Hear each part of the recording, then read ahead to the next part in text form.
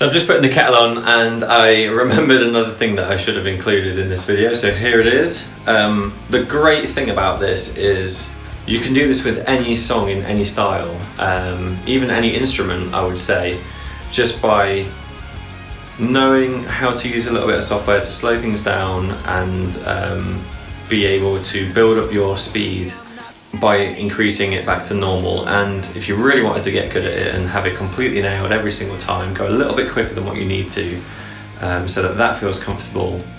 And then when you go back down to normal speed, it's going to feel really easy. Another thing is it helps you be able to link parts together. So again, a lot of people, they will write down the structure of a part of a song, and it'll be like intro, verse, pre-chorus, chorus, whatever. They may know those parts, but linking them together has to be really smooth as well.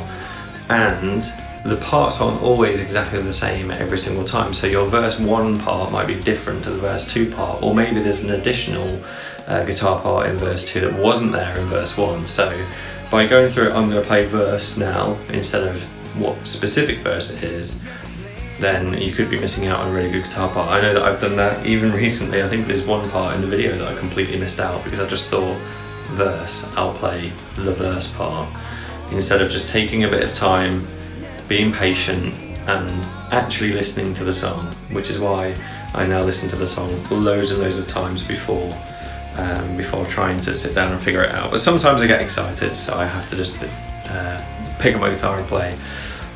The reason why I can't remember who it was, but I said to someone that there's an interesting story behind how I feel that I can figure things out quite quickly, or get things under my fingers relatively quickly, depending on what it is when I went to college. So I studied music at college, and we used to have these jazz music sessions first thing in the morning. I think it was on like a Tuesday or a Wednesday, and I remember getting off the bus being freezing when I started, because British weather, October, November sort of time, December time, lugging this guitar on my back across town, getting there on the hour, arriving at 9 o'clock, and my jazz teacher that would have been there for a good hour or so, second coffee, he's on it, he wants to start straight away. It was a guy called Ray Fenwick.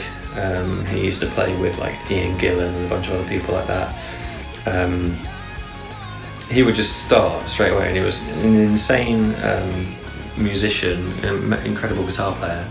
And we had charts, but if we stopped for any reason, it used to kind of annoy him a little bit. So all of us would have to learn as quick as we could do.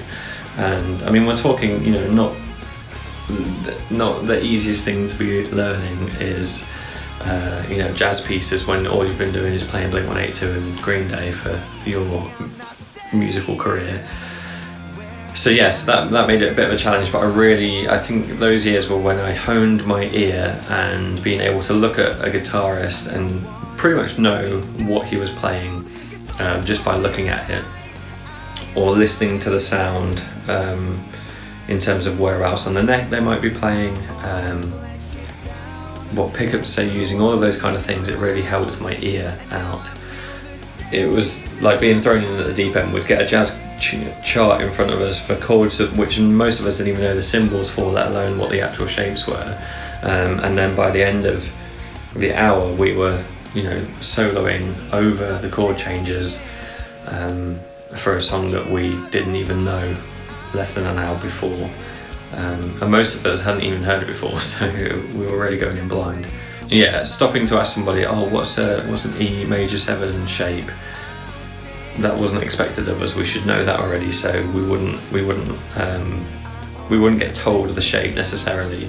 For the most part, we were just figuring it out by looking at Ray's fingers or seeing kind of where he was playing and listening to the chord ourselves to make sure that what we were playing fits in with the band. Anyway, that's what I wanted to add, and it's only because I said that I was going to and then I didn't, but I think it gives some insight as well, and it also highlights the importance of really using your ear and embracing those times when things might be a little bit difficult, but let's think about what you can learn from that experience instead of just, I've got to play some jazz and I want to play metal.